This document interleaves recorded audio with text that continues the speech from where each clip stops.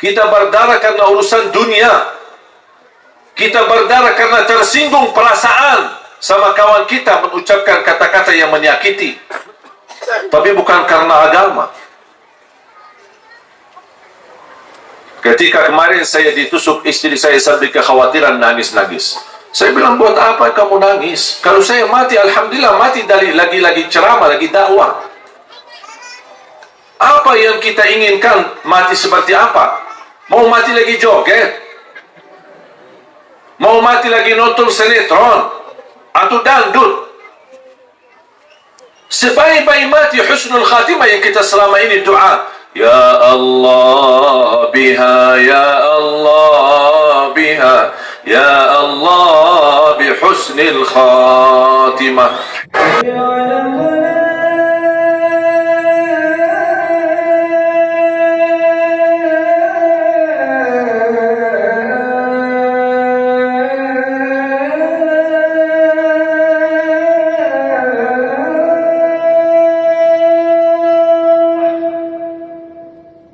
Assalamualaikum warahmatullahi wabarakatuh.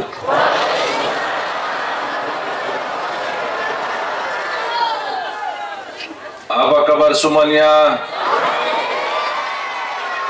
Alhamdulillah, luar biasa. Allahu Akbar. Apa kabar semuanya?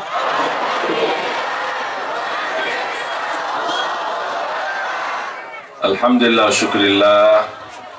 Alhamdulillah, alhamdulillah, alhamdulillah.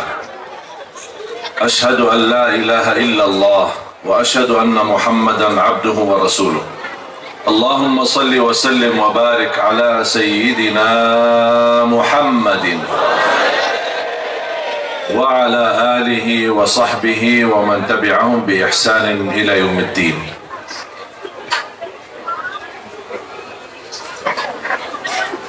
Para alim ulama, para kiai, para asatiz,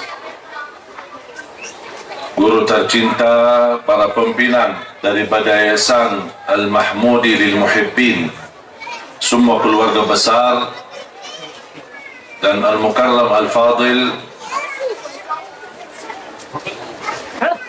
Al-Hajj Al-Habib Ahmad bin Umar Al-Mihdar, dan semua keluarga besarnya, alim ulama, para kiai, para asatiz, para pembina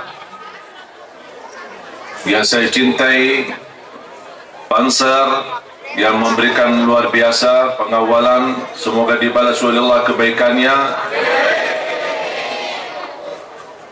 Terima kasih TNI, terima kasih aparat polisi, semoga semua yang hadir InsyaAllah diberikan kemuliaan oleh Allah dunia dan akhirat. Bapak Ibu jamaah sekalian, alhamdulillah sudah bisa sampai di sini. Biasanya kalau di jadwal kegiatan safari dakwah, saya selalu berpesan sama tim, jangan suka milih-milih tempat. Siapa yang undang kita selama masih bisa di-ACC-kan, tolong diterima. Jangan dipandangi, kan tempatnya kok gini kecil, tempatnya kok begini, tempatnya kok sederhana. Ya memang kita semua orang sederhana. Dari tanah kembali ke tanah. Buat apa? Saya tidak pernah meminta sama tim. Ini juga ketua tim Ustaz Utomo yang mendampingi program safari dakwah dimanapun kita berada, dan selalu saya berpesan, apapun permintaan dari jamaah kita usahakan insyaallah yang terbaik untuk jamaah. Tempatnya seperti apa, tidak apa-apa. Mau musalla boleh, mau masjid boleh, mau masjid raya, masjid agung boleh. Mau jumlah yang datang 10.000 orang boleh, yang datang pun 1 orang boleh, tidak masalah. Tujuan kita kan silaturahim. Masa kalau mau silaturahim harus tahu berapa orang yang datang? Kalau 11.000 saya tidak mau, harus 12.000. Tidak ada begitu. Alhamdulillah kita sederhana, terima apa yang kita bisa datang, apa yang kita bisa ACC-kan, insyaallah. kita terus memperjuangkan yang terbaik untuk masyarakat Indonesia. Apalagi semenjak saya menjadi rakyat Indonesia, berarti sama harus saya belajar menjadi rakyat Indonesia yang insyaAllah mulia akhlaknya, yang insyaAllah amanah dan jujur, dan insyaAllah menjadi orang yang meniru akhlak Nabi Muhammad sallallahu alaihi wasallam. Sebenarnya jamaah sekalian, banyak masalah dan persoalan di tengah kita. Apalagi sekarang pandemi COVID-19, rasanya tidak nyaman, biarpun terbatas, tapi Masya Allah, menggunakan masker bisa, cuci tangan bisa, kayaknya jaga jarak itu susah. Gimana Pak? Jadi aparat keamanan kita bingung. TNI polisi gimana ini? Akhirnya polisi sama TNI tercepat juga ikut. Yang penting mudah-mudahan Bapak Ibu aman-aman saja. Mudah-mudahan sehat dan dilindungi oleh Allah dari segala bala dan wabah. Amin.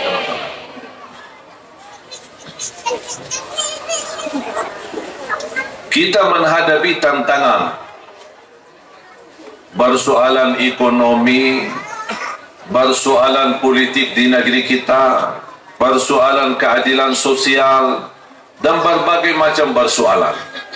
Tapi menurut saya, persoalan yang terbesar yang masih kita belum memperhatikan adalah krisis akhlak. Menurut saya persoalan di negeri kita bukan masalah pemerintah, bukan persoalan undang-undang, bukan persoalan apa yang diterapkan, bukan persoalan DPR, tapi persoalan kita belum bisa membawa akhlak Nabi Muhammad sallallahu alaihi wasallam. Setahu saya, salah satu sebab sebarnya Islam di Indonesia sampai Indonesia menjadi negara terbesar sedunia penduduk Islam. Orang pendahulu kita, ulama-ulama dari Yaman, para wali-wali yang datang dari Yaman, dari Hadramaut, mereka waktu itu tidak bisa bahasa Indonesia, tapi mereka membawa akhlak Nabi Muhammad sallallahu alaihi wasallam. Makanya tertarik masyarakat Indonesia di masa itu dengan berbagai budaya, berbagai suku, berbagai agama, Hindu, Buddha dan lain sebagainya. Mereka begitu luar biasa melihat akhlaknya Islam melalui para habaib, para ulama, para kiai yang terdahulu, membuat mereka tertutup hatinya dan ikut bersama-sama Islam.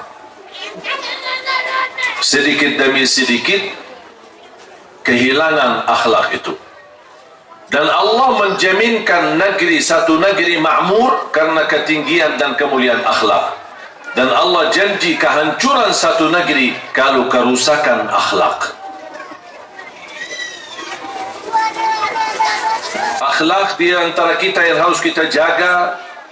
Kita harus menjaga kebersatuan dan kebersamaan. Salah satu akhlak adalah keadilan. Makanya kalau kita harap Allah anugerahkan kepada kita mendapatkan pemimpin yang adil, amanah dan jujur, mohon maaf, kita harus juga berlaku adil. Allah tidak mungkin mendatangkan seorang yang bukan dari kita. Pemimpin, mohon maaf, pemimpin kita dari mana? Dari langit turun? Turun dari langit? Atau dari kita?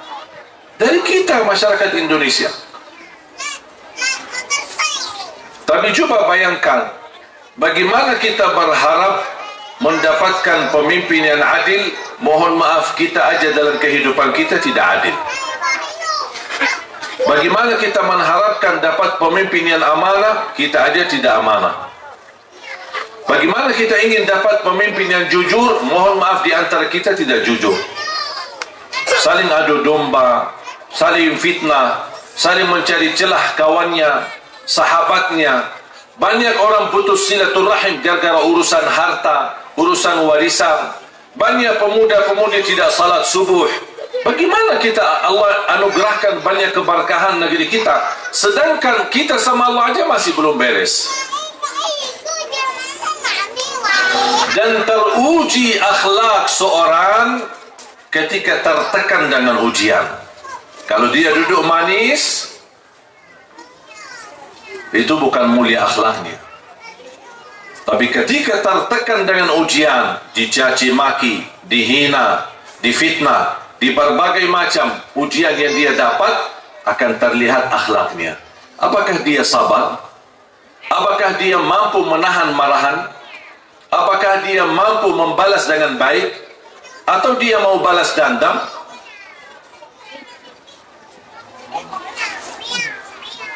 Dan apa yang saya jalankan selama saya berada di Indonesia, bahkan dulu waktu saya lahir besar di Madinah, saya hanya punya satu tujuan.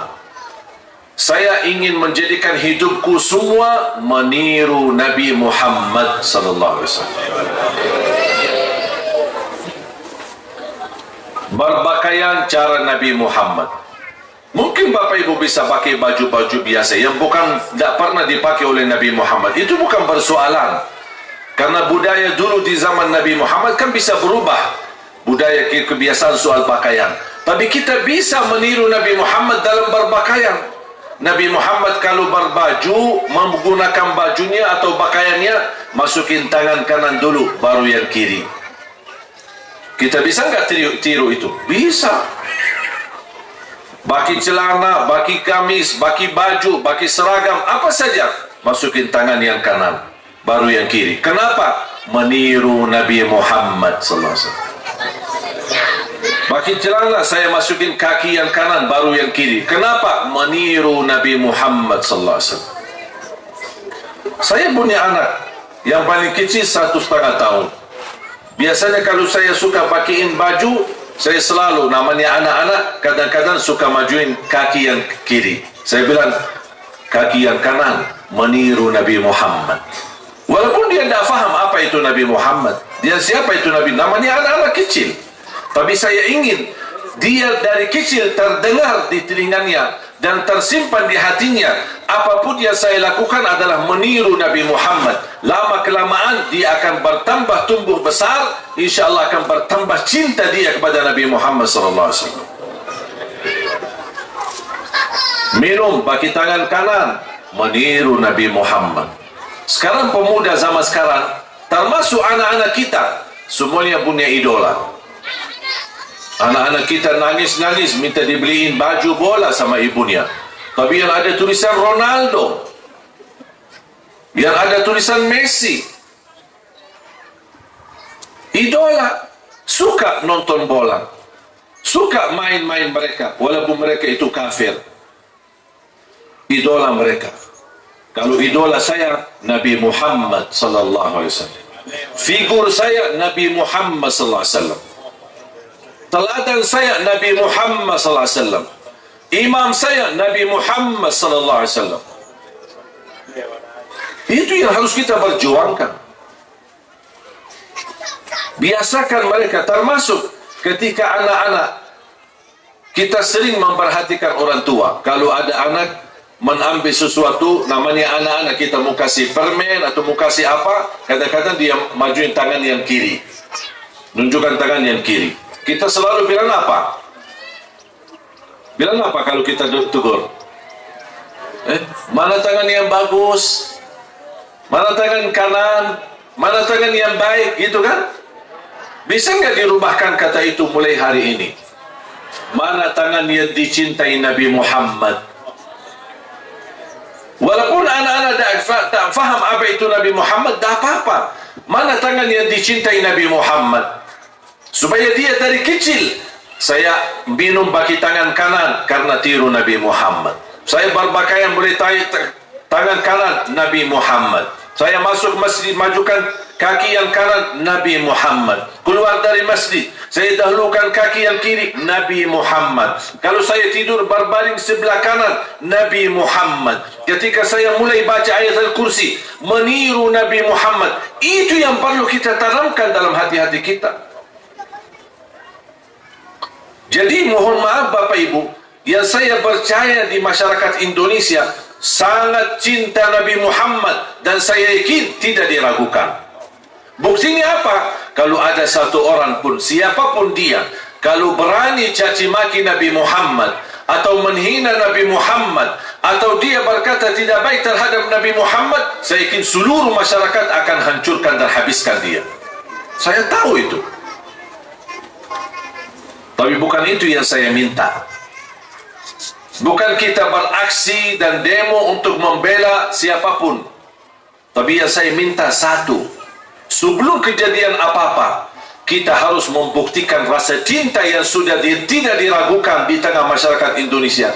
Saya ingin dibuktikan rasa cinta itu melalui kebiasaan sehari-hari kita, meniru Nabi Muhammad. Tidak mau berbicara kotor, karena Nabi Muhammad tidak pernah berbicara kotor, apalagi kasar. Saya mampu menahan amarahan, karena Nabi Muhammad tidak pernah marah. Kapan Nabi Muhammad marah? Kalau terkait hal agama. Urusan Allah, Quran, pasti Nabi Muhammad marah. Tapi kalau urusan pribadi, tidak pernah marah Nabi Muhammad. Dibilang gila, dibilang tukang sihir, dibilang tukang fitnah, dibilang caci maki macam-macam. Sampai istrinya difitnah. Bahkan ketika Nabi Muhammad sujud di hadapan Ka'bah, ada orang Quraisy datang bawa kotoran unta dan dia buang di atas kepala Nabi Muhammad. Coba saya tanya sekarang Bapak Ibu, seumur hidup Bapak Ibu sampai hari ini, apakah pernah enggak kita lagi salat di musalla, di masjid maupun di rumah, ada orang jahat datang membawa kotoran sapi dan dia buang di atas kepala kita? Pernah nggak terjadi? Kalau belum pernah, berarti kita belum diuji. Kalau Nabi Muhammad sudah, bahkan berkali-kali. Batah giginya di perang Uhud, luka kepalanya sampai berdarah. At-Taif, dia datang ketika Makkah sudah tidak terima dakwahnya. Dia pergi, barangkali keluarga At-Taif mau menerima dakwah la ilaha illallah. Dia sampai ke At-Taif, malah justru dibalas oleh At-Taif dengan melempar dengan batu. Seluruh tubuhnya kena batu sallallahu alaihi wasallam. Berdarah. Sampai tidak bisa dibedakan warna bajunya dengan warna darahnya. Bahkan nengkel sandalnya Nabi Muhammad tidak bisa dilepas dari kakinya, saking nengkelnya, saking banyak darahnya. Sallallahu alaihi wasallam. Pernah nggak Bapak Ibu kita berdarah karena Islam? Belum apa-apa. Kita berdarah karena berantem. Kita berdarah karena urusan dunia.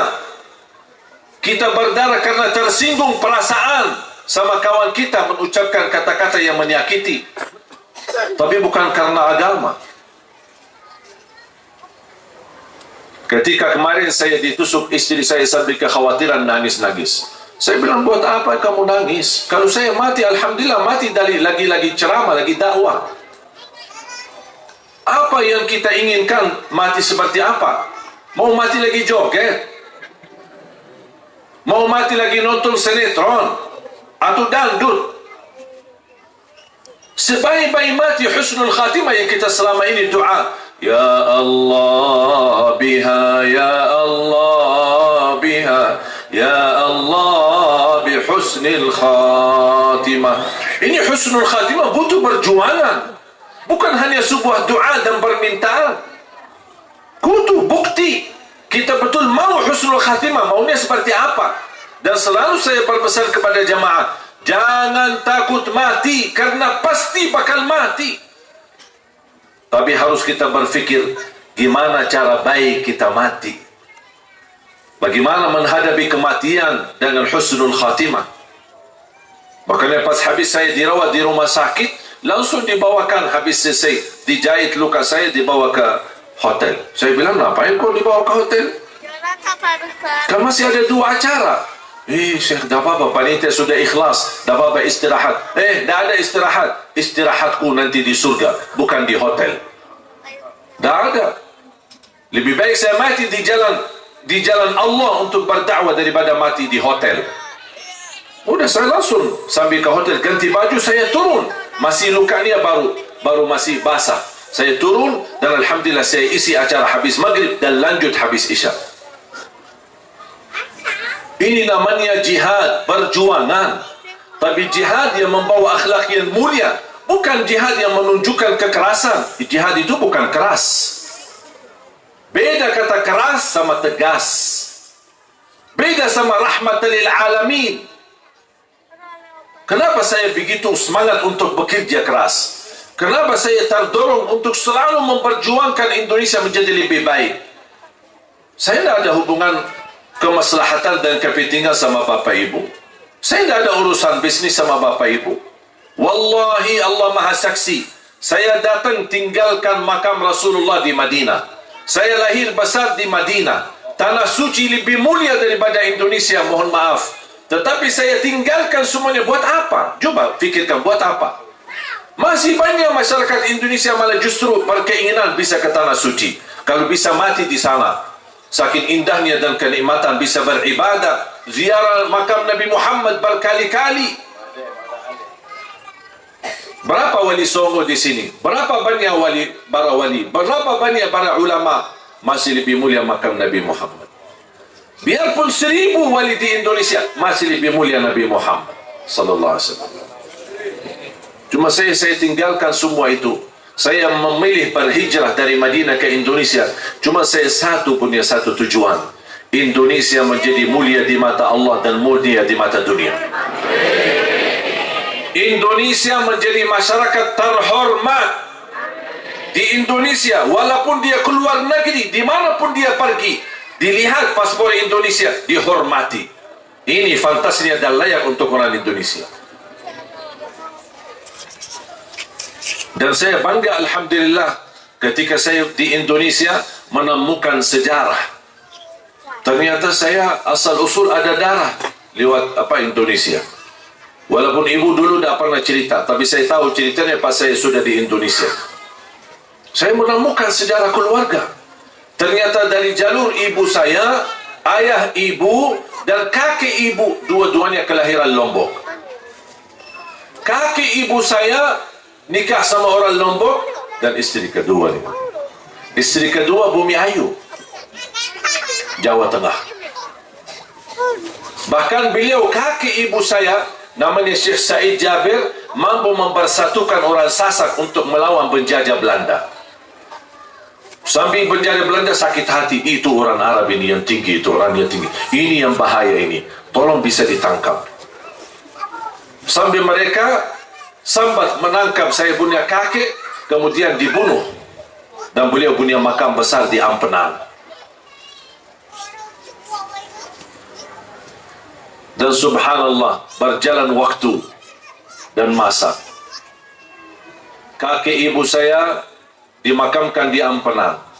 Anaknya, ayah ibu saya, dia berhijrah ke Arab, nikah di Arab, dapatlah ibu saya.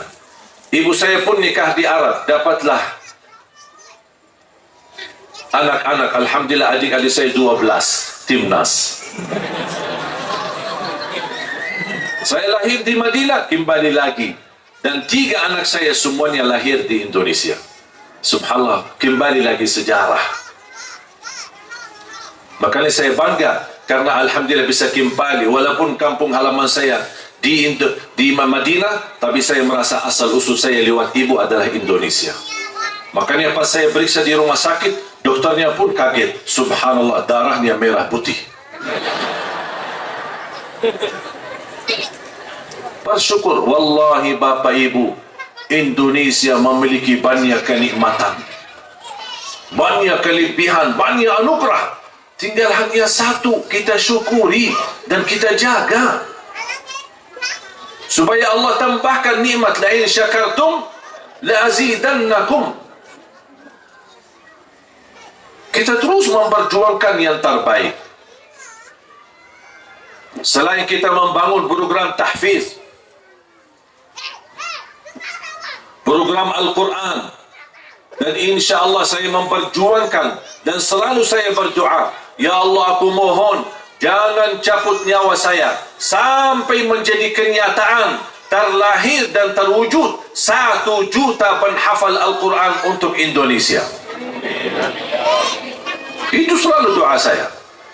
Apalagi habis ditusuk kemarin, saya tingkatkan lagi doanya. Ya Allah, jangan dulu, ya Allah, jangan, tak boleh mati, ya Allah, tak boleh. Jangan dulu, karena tugas belum selesai. Walaupun alhamdulillah sudah jalan, dan alhamdulillah sudah melahirkan dan mewujudkan ratusan para penghafal Al-Quran. Dan setiap orang di bawah binaan kami tamat hafal 30 juz, kami hadiahkan umrah dan kami kirim ke Tanah Suci. Tujuan saya sebenarnya bukan hanya umrah, tapi keinginan saya, semua orang yang kita kirim ke Madinah bisa sekalian setor hafalan Al-Quran di hadapan imam besar Masjidul Haram dan Masjid Nabawi. Karena saya ingin anak kita Indonesia, orang Indonesia sebagaimana diakui di tanah air, saya harap mereka juga diakui di Tanah Suci. Makanya saya minta tolong adik-adik saya rayu adik-adik saya, dari 12 saya ingin mereka pindah ke Indonesia. Saya terus merayu mereka, ayo Indonesia sini ajib, masyarakat di sini luar biasa, santun, sopan, luar biasa, banyak kelebihan. Mohon maaf ada kekurangan, ada, kita semua punya kekurangan, tapi insya Allah saya selalu mempandangi masyarakat ini dalam mata positif, dan selalu saya melihat banyak kelebihan. Dan insya Allah dengan kelebihan yang kita punya, mudah-mudahan insya Allah Allah ampuni semua kekurangan dan dosa-dosa kita. Saya rayu, alhamdulillah berhasil mendatangkan 7 adik kandung saya. Ada yang laki, ada yang perempuan. Supaya mereka tidak bosan dan tidak ingin pulang ke Tanah Suci, langsung saya nikahkan di Indonesia. Supaya mereka betah. Yang perempuan saya nikahkan sama laki Indonesia, yang laki-laki saya nikahkan sama perempuan Indonesia. Jangan khawatir Bu, masih ada lagi. Bahkan saya dorong adik-adik saya, kalau boleh masing-masing istri 4, dan setiap istri melahirkan anak-anak 1 lusin, dan semuanya menjadi penghafal Al-Quran. Setuju bapak-bapak? Ibu-ibu?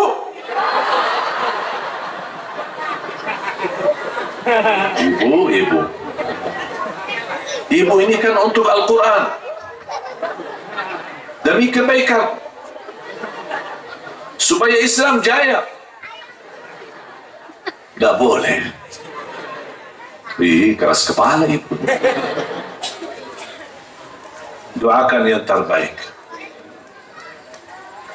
Makanya program 1 juta penghafal Al-Quran saya harap menjadi bukan milik Ali Jabir, tapi saya harap menjadi milik kita bersama.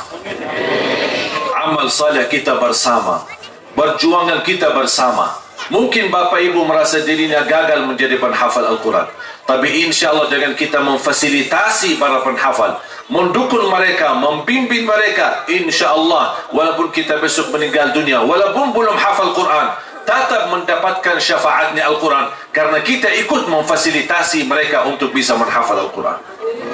Semuanya bisa menjadi keluarga besar Ahlul Quran. Alhamdulillah program 100 markas terus berjalan, sampai setiap kunjungan safari dakwah kami luar biasa dapat perhatian dari masyarakat. Dan kepercayaan ini, jujur saja Bapak Ibu, semenjak saya berada di Indonesia, semua perjuangan kita murni dukungan dari masyarakat Indonesia. Tak ada yang dari Arab. Mohon maaf, saya bukan keturunan Raja Salman, tapi alhamdulillah kepercayaan dari Bapak Ibu, dari jamaah umat Islam di Indonesia terwujud. Walaupun kita baru melangkah 2 tahun ini, tapi alhamdulillah terus sedikit demi sedikit. Dan saya selalu yakin 1 juta memang angka besar, walaupun jaraknya panjang, tapi kalau kita berlangkah pasti akan sampai. Kalau jarak yang dekat, kalau tidak pernah berlangkah, tidak bakal sampai. Betul? Makanya terus apa yang kita bisa terus. Dan alhamdulillah ketika kami berjalanan safari dakwah, luar biasa respon dan dukungan dari masyarakat. Tahu nggak Bapak Ibu, dukungan yang terbesar dan terbaik sepanjang kami safari dakwah di Riau sampai di Pekanbaru, sampai ke pulau-pulau Bengkalis dan lain sebagainya, kita sampai juga ke Lampung kemarin, sampai juga di beberapa daerah di Jawa Tengah, kemudian sampai ke Jakarta, Bandung, Cicalengka, Purwakarta, Purbalingga, banyak yang kita datangi. Dan subhanallah, yang terbaik dukungan dari jamaah umat Islam adalah Manado. Justru di Manado, orang berkata Manado ini tantangannya luar biasa, karena dihitungkan umat Islam sama yang non-muslim. Tapi ternyata di sana justru yang terbesar dukungan. Sampai ada yang wakafkan tanahnya, ibu-ibu mewakafkan emasnya. Sampai kemarin, dan setiap ada titik wakaf, langsung insya Allah kita jadikan tempat ini menjadi pusatnya. Insya Allah menjadi pelajaran Al-Quran untuk Indonesia. Kemarin di Pekanbaru kita letakkan batu asas untuk bangunan pesantren. Sampai insya Allah 6 lantai. Kita juga terakhir waktu di Batam juga letakkan batu. Dan insya Allah kita di Kabupaten Malang dan juga di Kota Malang, insya Allah kita akan terus melanjutkan membangun pusatnya melahirkan para penghafal Al-Quran. Dan insya Allah di Batur ini insya Allah mudah-mudahan menjadi salah satu lokasi yang melahirkan para penghafal Al-Quran. Wallahi saya percaya dan yakin insya Allah dari kampung Bapak Ibu ini akan terlahir imam besar untuk Indonesia, terlahir para penghafal Al-Quran untuk Indonesia. Yakini Bapak Ibu, ya harus yakini, karena kita sama Al-Quran. Al-Quran ini bukan kitab manusia, ini kalamullah yang sempurna, yang suci, yang rahmatan lil alamin. Jangan takut kalau selama bersama Al-Quran pasti dijamin kemuliaan dunia dan akhirat. Kalamullah la ya'tihi al-batil min baini yadayhi wala min khalfi tanzilu min hakimin hamid. Kita harus semangat. Musuh Islam, musuh Al-Quran, orang munafik bekerja keras. Mereka bekerja keras, habiskan waktu, habiskan tenaga, habiskan pemikirannya, habiskan hartanya untuk menghancurkan Islam. Kita pula harus bekerja keras, membangun Islam, membangun berhadapan, membangun akhlak yang mulia, dan juga kita membangun para kadar-kadar penghafal Al-Quran. Dan tapi kita tidak ada niat untuk menghancurkan mereka. Kalau mereka musuh kita, punya niat menghancurkan Islam dan umat Islam, kita ingin kerja keras, menghabiskan tenaga, menghabiskan waktu, menghabiskan harta untuk Islam dan Al-Quran, tapi kita tidak punya tujuan untuk menghancurkan mereka, karena Islam kita rahmatan lil alamin. Sama musuh kita pun kita kasih sayang, karena dia belum tahu. Kalau dia tahu hakikatnya Islam, kemuliaan Nabi Muhammad dan kemuliaan akhlak, pasti dia akan patuhi Islam. Makanya selalu kita, orang niat buruk sama kita, kita tidak perlu balas niat buruk, tapi justru kita niat baik. Nabi Muhammad sampai dihancam, diajar, diusir, sahabatnya dibunuh, dia punya kesempatan untuk balas, tapi Nabi Muhammad justru memaafkan. Ini yang kita butuhkan, kebangkitan akhlak Nabi Muhammad dalam kehidupan kita. Semangat, kita terus berjuang. Mudah-mudahan semua menjadi keluarga Al-Quran, Ahlul Quran di dunia, Ahlul Quran di akhirat.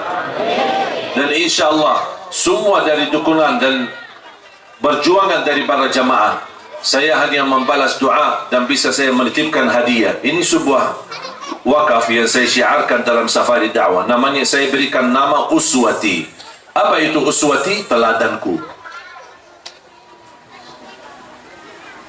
Ini menjadi syiar wakaf kita untuk sepanjang perjalanan safari dakwah kita. Apa yang kita bawakan ini sebenarnya tidak seberapa, cuman hanya sebagai ikhtiar untuk bersama-sama mewujudkan cita-cita 1 juta penghafal Al-Quran. Mudah-mudahan Allah kabulkan cita-cita kita ini.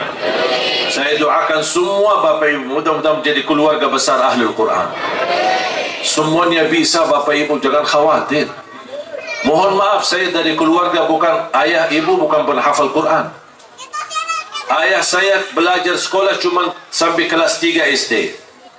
Ibu saya buta huruf, dah bisa ngaji. Coba bayangin. Sampai usia 40 tahun dah pernah belajar ibu saya. Sampai usia 40 tahun masih buta huruf. Coba bayangkan, orang Arab dah bisa baca Quran, gimana orang Indonesia?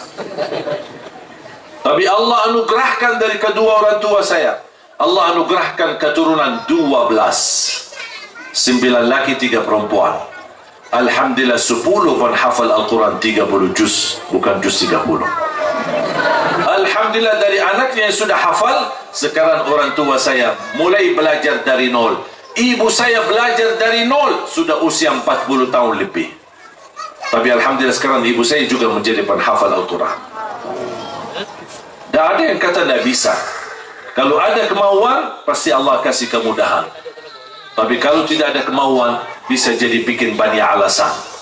Alasannya faktor usia, alasannya waktu, alasannya urusan anak, bisa bikin banyak alasan. Karena sebenarnya belum mau. Cuma tidak berani bilang, saya tidak mau. Cuma, tidak bisa. Banyak anak, stres, suami saya galak. Itu aja bahasanya. Alasan, itu alasan. Padahal kita bisa. Jangankan kita bisa. Anak salah satu peserta Hafiz Indonesia, perempuan namanya Kaila. Ingat gak Kaila? Tahu gak, ingat gak kondisinya? Dia orang apa? Buta. Buta. Tanggal 17 Agustus kemarin, saya sempat bertemu dengan Kaila. Pas saya ditugaskan isi acara doa untuk negeri di TVRI. Saya bertemu sama Kaila, saya sambil salaman dan belum. Kaila Masya Allah rindu sekali. Saya sambil tanya, Kaila hafalannya sudah sampai mana? Karena seingat saya waktu dia ikut Hafiz Indonesia, kalau tidak salah 8 atau 9 juz waktu itu.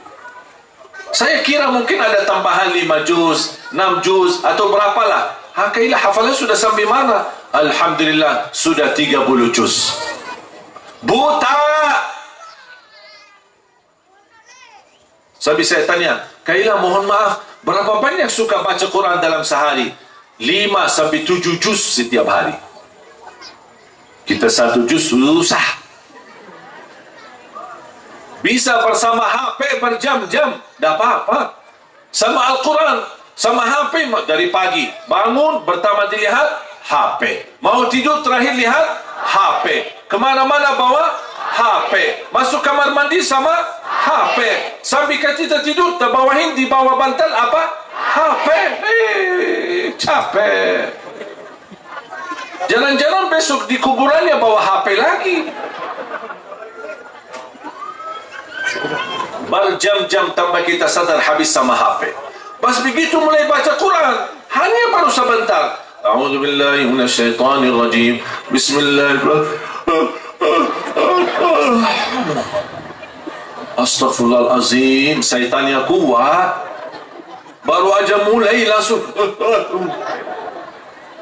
sama HP-nya udah tidak apa-apa, lama sampai malam-malam. Makanya HP ini musibah akhir zaman. Bisa membawa kita ke neraka kalau kita tidak berhati-hati. Habis berjam-jam itu umur dari kita kok terbuang begitu sia-sia. Bukan berarti tidak boleh bawa HP, boleh. Tapi tolong dibatasi, jangan berlebihan. Harus kita menjadi manusia adil. Minta-minta keadilan dari Allah, Allah berikan yang terbaik. Kita aja sama Allah tidak adil. Sampai saya bilang sama Kaila, mohon maaf Kaila, sebenarnya Kaila ini kan buta. Kalau Kaila bilang sama Allah, mohon maaf ya Allah, saya orang buta, tidak bisa baca Quran, tidak bisa lihat Quran, pasti saya yakin Allah maafkan Kaila. Tahu nggak dia jawab apa? Mohon maaf Syekh, saya malu sama Allah kalau jadikan buta saya alasan tidak baca Quran. Masya Allah. Mohon maaf, alasan Bapak Ibu apa? Buta ya? Jangan buta hati. Ya Allah, jangan di antara kita yang buta hati, ya Allah. Minimal, saya tidak minta Bapak Ibu harus hafal 30 juz. Tapi minimal, jangan lewat satu hari tidak baca Quran. Bisa nggak dijaga? Minimal. Itu sudah paling malas. Mulai harimu baca Quran, tutupi harimu baca Quran. Berapa? Silahkan bebas. Mau baca satu halaman boleh. Mohon maaf, ada orang ibu berkata, tapi saya tidak bisa ngaji. Masih bisa dengar. Bisa nggak dengar? Udah, setelkan YouTube. Buka YouTube-nya. Dengar murattal. Kan banyak murattal di YouTube. Tinggal kita milih. Kalau bingung mencari ayatnya dan surahnya, tidak apa-apa, buka YouTube saya. Kan ada YouTube Syekh Ali Jabir. Buka di situ. Ada bacaan murattal Al-Quran. Tinggal kita ikuti. Sekalian subscribe ya. Like dan share. Ya promosi lah. Semangat. Keluarga Al-Quran. Pencinta Al-Quran. Coba sekarang saya komando ya. Kalau saya bilang mana pencinta Al-Quran, semua jawabannya ini pencinta Al-Quran. Yang mana? Yang ini. Yang mana? Yang ini. Di mana? Di sini. Siapa? Saya. Allahu Akbar. Ingat gak itu? Mau nggak? Ayo, semangat ya. Mana pencinta Quran?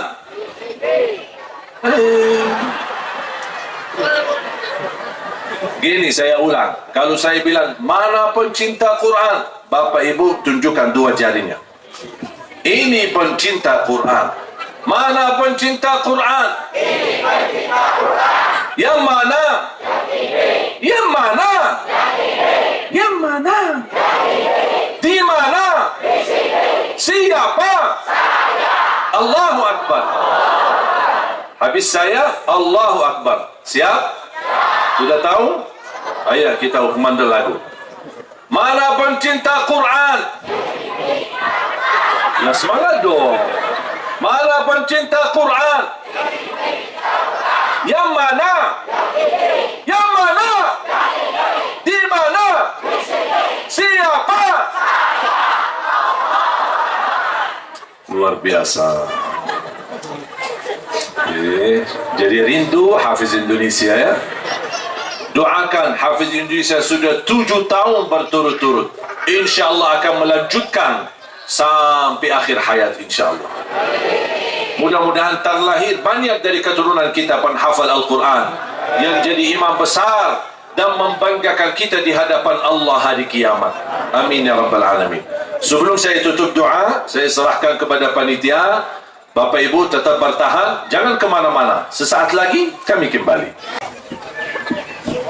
Saya percaya dan yakini semua jamaah pasti suka selalu bersedekah, suka berbagi. Tapi ada satu hal yang sering tertinggal, adalah doa. Makanya Bapak Ibu saat mengisi seberapapun keikhlasannya, mengisi di kantung kotak amal atau di kantung sedekah, mohon sekalian masukin doanya.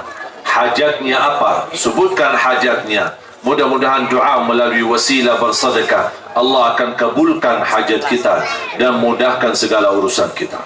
Dan dalam kesempatan ini, saya sebenarnya ingin menghadiahkan kepada pembina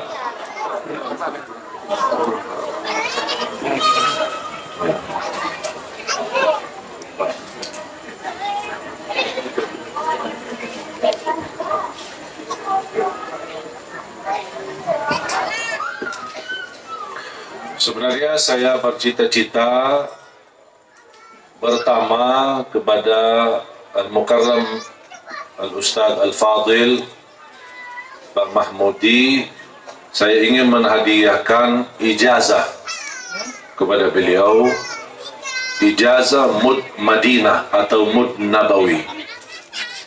Apa itu ijazah Madinah atau Mud Nabawi? Ini ijazah Mud, ini namanya Mud. Buat apa ini mud? Ini sebenarnya digunakan oleh Rasulullah untuk wudu, untuk mandi. di zaman Rasulullah SAW menggunakan untuk takar zakat fitrah, buat ukuran zakat fitrah. 4 kali mud ini itu satu zakat fitrah untuk satu orang. Kalau Rasulullah SAW wudu cukup satu. Kalau saya biasanya pakai buat minum, mau ambil beras buat masak, saya ambil beras pakai mud, ambil tomat pakai mud, ambil sayuran pakai mud, ambil kurma selalu pakai mud. Kenapa? Karena saya ingin meniru Nabi Muhammad SAW. Dan saya ingin mendapatkan berkahnya doa Nabi Muhammad. Karena Nabi Muhammad SAW mendoakan, Allahumma barik lana fi sa'ina wa fi muddina. Makanya saya ijazahkan kepada beliau, pembina Majlis Mahmudin lil Muhibbin, hadiah uswati ini, mud. Kenapa saya tulis uswati? Karena artinya teladanku. Dan ini mohon maaf, kita bukan bikin dengan logika akal, tapi ini benar dibuat oleh ulama dengan ada ukuran dan ada ijazahnya. Dan ukur seperti ini memang sesuai ahlus sunnah wal jamaah. Makanya saya hadiahkan dan izinkan guru nanti kalau sertifikat ijazah saya akan nanti kirimkan, ya. Ini saya sampaikan, ini contoh ijazah, ya. Ini contoh ijazah yang bahasa Arab kan cukup padat, karena ini semua nama-nama guru kami yang nantinya sambung kepada sahabat Rasul Zaid bin Thabit. Dan saya bikin satu lagi bahasa Indonesia, supaya jamaah yang tidak bisa baca bahasa Arabnya bisa mengerti intinya apa itu mud. Ini sudah ada di dalam bahasa Indonesia. Dan kalau Bapak Ibu penasaran, bisa nanti buka di YouTube, ya. Nanti Bapak Ibu buka di YouTube, nanti ada satu rekaman video saya praktik zakat fitrah, mengukur zakat fitrah menggunakan mud. Dan juga saya praktik wudu, bagaimana Nabi Muhammad berwudu menggunakan mud. Ternyata Nabi Muhammad kalau wudu cukup 1, kalau mandi cukup 4, mungkin ibu-ibu 20. Nanti ya, nonton ya di YouTube, ya. Cari videonya, cara wudu Nabi Muhammad menggunakan mud. Dalam kesempatan ini saya hadiahkan mud, ini ijazah, ini mud pribadi saya yang saya biasa pakai buat minum. Saya ijazahkan. Barakallahu fiik, terima kasih. Nanti sertifikat ijazah saya akan kirimkan yang bahasa Arab sama yang bahasa Indonesia. Jazakumullahu khairan. Terus yang kedua,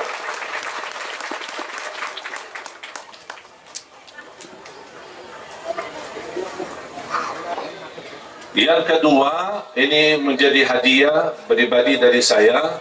Mudah-mudahan bisa diterima oleh guru Majlis Mahmudiyah lil Muhibbin, dan insyaAllah menjadi langkah bisa menjadi lebih besar. InsyaAllah ketika sudah dibukakan kesempatan, InsyaAllah saya ajak beliau bersama saya untuk umrah ke Baitullah, ya. Dan InsyaAllah mudah-mudahan melalui wasilah umrah, mudah-mudahan ke depan dimudahkan bisa haji InsyaAllah. Sementara InsyaAllah kita nunggu, mudah-mudahan Allah bukakan pintu jalan. Di masa corona ini, begitu InsyaAllah ada jalan terbuka, InsyaAllah izinkan hadiah dari saya dan keluarga untuk Bapak. Dan InsyaAllah mudah-mudahan menjadi berkah, dan mudah-mudahan di saatnya Allah mudahkan bisa juga haji. Amin ya Rabbal Alamin. Jazakumullahu khairan. Baik, para bunda dan ayahanda, insyaallah betul-betul ini tanda bahwa waktu ini betul-betul jadi waktu mustajabnya doa. Sudah ada beberapa syarat di mana Allah sudah janjikan bahwa Allah tidak akan menolak doa dari hamba-hambanya. Yang pertama, majelis ilmu, yang insya Allah para malaikat ada di sini. Yang kedua, waktu antara asar dan maghrib, yang merupakan waktu mustajabnya doa. Dan insya Allah yang ketiga, saya melihat rintikan hujan berkah dari Allah Subhanahu Wa Taala. Karena Allah tidak akan menolak doa hamba-hambanya pada saat hujan turun. Maka dari itu kita betul-betul akan manfaatkan waktu ini untuk bisa bersama-sama nantinya bermunajat bersama dengan Syekh Ali Jabir, untuk bisa menitipkan doa-doa kita, karena insya Allah kita akan memaksimalkan waktu mustajabnya doa ini, dan insya Allah tempat ini pun sudah ditetapkan Allah jadi tempat mustajabnya doa. Tapi sebelum itu insya Allah para bunda dan ayahanda, Syekh Ali Jabir membawakan kenang-kenangan dari Jakarta. Ini buku tidak diperjualbelikan secara bebas di luar. Buku ini hanya dihadiahkan oleh Syekh Ali Jabir kepada para jamaah yang ikut bergabung di dalam program pembibitan 1 juta penghafal Al-Quran, dan juga mendukung program 100 markas mahir Quran yang insya Allah semoga salah satunya ada di Malang. Maka dari itu para jamaah sekalian, insya Allah pada sore hari ini sebelum nanti kita tutup doa, kami ingin membuka kesempatan kepada ayahanda dan para bunda yang ingin ikut bergabung di dalam program pembibitan 1 juta penghafal Al-Quran. Nanti para bunda cukup mengangkat tangan kemudian maju ke depan. Saya akan pandu di nominal tertentu untuk program sedekah terbaik. Jadi untuk para ayahanda dan para bunda yang ikut bergabung di dalam program pembibitan 1 juta penghafal Al-Quran pada sore hari ini, insya Allah saya sampaikan uangnya tidak harus hari ini.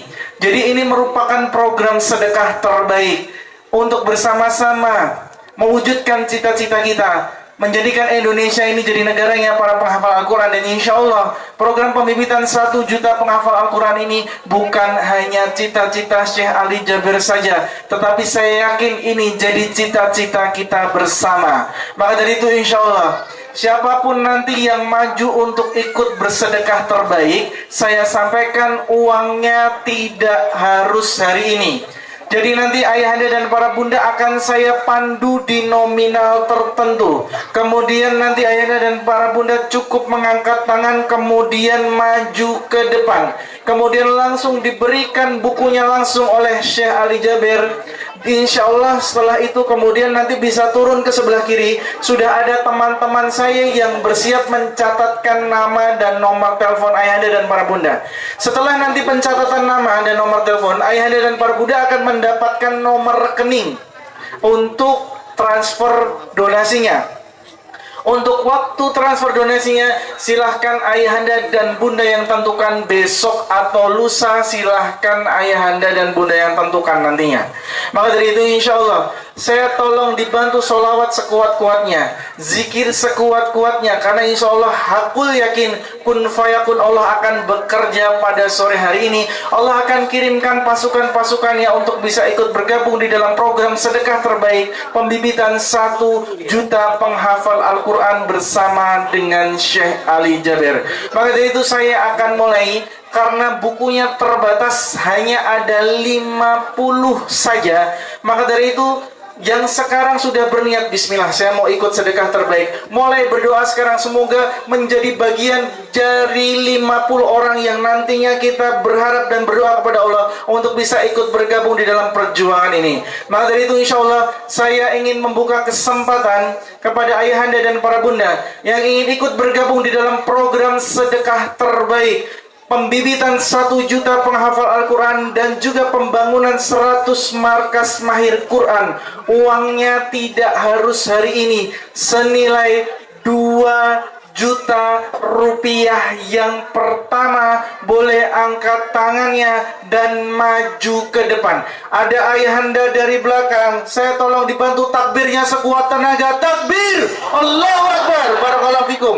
Takbir yang pertama, siapkan tenaganya untuk 50 kali takbir lagi. Silakan ayahanda bergabung bersama. Sudah ada 2 orang. Bunda dari belakang terus untuk bisa bergabung bersama. Silakan bunda. Silakan yang ada di sebelah kanan boleh bergabung bersama kami untuk mencatatkan nama dan nomor teleponnya. Saya tolong dibantu sholawat sekuat-kuatnya, zikir sekuat-kuatnya, supaya Allah kirimkan 50 orang ini untuk bisa mewujudkan cita-cita kita menjadi negaranya para penghafal Al-Quran, dan insya Allah mewujudkan cita-cita kita bersama. Saya yakin ini bukan cita-cita Syekh Ali Jabir saja, tetapi ini jadi cita-cita kita bersama untuk mewujudkan program 1 juta penghafal Al-Quran. Silakan, sudah mulai bisa didistribusikan bukunya. Sekali lagi saya membuka kesempatan karena waktunya sangat terbatas dan buku ini pun sangat terbatas. Yang ingin ikut bergabung di dalam program pembibitan 1 juta penghafal Al-Quran, sekali lagi uangnya tidak harus hari ini, senilai 2 juta rupiah. Silahkan bergabung bersama kami untuk bisa mencatatkan nama dan nomor teleponnya. Uangnya tidak perlu hari ini, uangnya bisa ditransfer besok atau lusa. Silahkan ayahanda dan para bunda yang tentukan.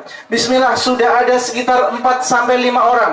Masih ada 45 orang lagi. Saya tolong dibantu sholawat sekuat-kuatnya, zikir sekuat-kuatnya, supaya Allah kirimkan pasukannya untuk bisa ikut bergabung di dalam program pembibitan 1 juta penghafal Al-Quran bersama dengan Syekh Ali Jabir, dan juga untuk mewujudkan program 100 markas mahir Quran. Maka dari itu, bismillahirrahmanirrahim, saya tolong nanti dibantu takbirnya sekuat tenaga jika Allah kirimkan kembali pasukannya untuk bisa ikut bergabung dalam perjuangan ini. Pastikan ayahanda dan para bunda jangan beranjak terlebih dahulu, karena insya Allah kita akan tutup majelis ilmu ini dengan doa bersama, dan kita akan ambil keberkahan dari saudara-saudara kita yang bersedekah pada sore hari ini. Siapapun yang membukakan jalan untuk para jamaah atau untuk saudara-saudaranya menunaikan niat baiknya, insya Allah Allah maha teliti. Allah juga akan membalas setiap apapun yang kita keluarkan dan yang kita lakukan di dalam majelis ilmu yang insya Allah diberkahi oleh Allah SWT. Sekali lagi saya ingin membuka kesempatan bagi ayahanda dan para bunda yang ingin ikut bergabung di dalam program pembibitan 1 juta penghafal Al-Quran bersama dengan Syekh Ali Jabir senilai 2 juta rupiah. Silahkan bersama kami untuk bisa mencatatkan nama dan nomor teleponnya, insya Allah menjadi keluarga besar para penghafal Al-Quran. Panitia, saya tolong dibantu untuk bisa dihitung sudah berapa para jamaah yang sudah ikut bergabung bersama. Dan insya Allah saya yakin, betul-betul hakul yakin, Allah sudah siapkan 50 pasukan terbaiknya untuk bisa ikut bergabung di dalam program pembibitan 1 juta penghafal Al-Quran, dan juga untuk mewujudkan program 100 markas mahir Quran bersama dengan Syekh Ali Jabir. Insya Allah saya melihat terus Allah mantapkan hati pasukannya, Allah ringankan langkah kaki pasukannya, terus Allah kirimkan pasukannya untuk bisa bergabung bersama untuk mewujudkan cita-cita kita bersama, menjadikan Indonesia ini jadi negaranya para penghafal Al-Quran. Para bunda dan ayahanda yang perlu diketahui bahwa Alif Lam Mim bukan satu huruf, tapi Alif Lam Mim terdiri dari 3 huruf yang satu hurufnya mengandung 10 kebaikan. Bayangkan jika salah satu santri penghafal Quran sehari saja baru membaca Bismillahirrahmanirrahim. Dalam satu kalimat Bismillahirrahmanirrahim mengandung 19 huruf, yang insya Allah satu hurufnya mengandung 10 kebaikan. Berarti akan ada 190 kebaikan yang Allah akan ganjarkan kepada kita semua. Apalagi kita yang sudah mendukung ikut bergabung di dalam jihad untuk mencetak 1 juta penghafal Al-Quran bersama dengan Syekh Ali Jabir. Panitia, tolong saya bisa dibantu untuk bisa menghitung ya, supaya nantinya betul-betul kita tahu dan kita yakin kalau kita sudah punya kehendak dan Allah sudah punya kehendak, doa-doa kita akan diijabah oleh Allah SWT. Kita berdoa bersama pada sore hari ini, 50 orang akan dikirim Allah untuk bisa ikut bergabung di dalam program pembibitan 1 juta penghafal Al-Quran, dan juga untuk merealisasikan program 100 markas mahir Quran. Saya tolong dibantu sholawat sekuat-kuatnya, zikir sekuat-kuatnya, supaya Allah kirimkan pasukannya untuk bisa ikut bergabung dalam perjuangan ini di dalam program pembibitan 1 juta penghafal Al-Quran. Sudah ada 36 orang. Bismillah. Silahkan saya tolong dibantu zikir sekuat-kuatnya, doa sekuat-kuatnya, supaya Allah kirimkan 14 orang berikutnya untuk menjadikan tempat ini menjadi saksi bangkitnya Indonesia melalui Al-Quran. Bismillahirrahmanirrahim. Apakah ada dari bagian ayahanda dan para bunda yang ingin menjadi 14 orang ini untuk bisa menggenapkan menjadi 50 orang untuk bisa mewujudkan program 1 juta penghafal Al-Quran bersama dengan Syekh Ali Jabir? Para bunda sekalian, insya Allah selain program ini, ayahanda dan para bunda jika ingin ikut bergabung di dalam program pembibitan 1 juta penghafal Al-Quran, tapi belum mempunyai kesempatan untuk mensedekahkan uang 2 juta rupiah, insya Allah di depan ada produk susu kambing dari Syekh Ali Jabir yang insya Allah ada di depan. Dengan membeli susu tersebut insya Allah ikut bergabung di dalam program pembibitan 1 juta penghafal Al-Quran, karena insya Allah hasil penjualannya digunakan untuk mendukung program pembibitan 1 juta penghafal Al-Quran dan juga pengembangan dakwah Quran. Bismillah, beli susunya Syekh Ali Jabir, insya Allah bernilai sedekah juga, karena insya Allah dari hasil penjualan itu juga akan digunakan untuk program pembibitan 1 juta penghafal Al-Quran. Nanti setelah majelis ilmu ini selesai, ditutup dengan doa, Bunda bisa keluar di depan, nanti sudah ada stand dari susu kambing Syekh Ali Jabir insya Allah, yang nantinya Bunda bisa bergabung untuk bisa ikut bergabung bersama. Dengan beli susunya dapat sunahnya, dapat berkahnya, dapat pahalanya insya Allah, untuk bisa juga ikut bergabung di dalam program pembibitan 1 juta penghafal Al-Quran. Bismillah, silahkan sekali.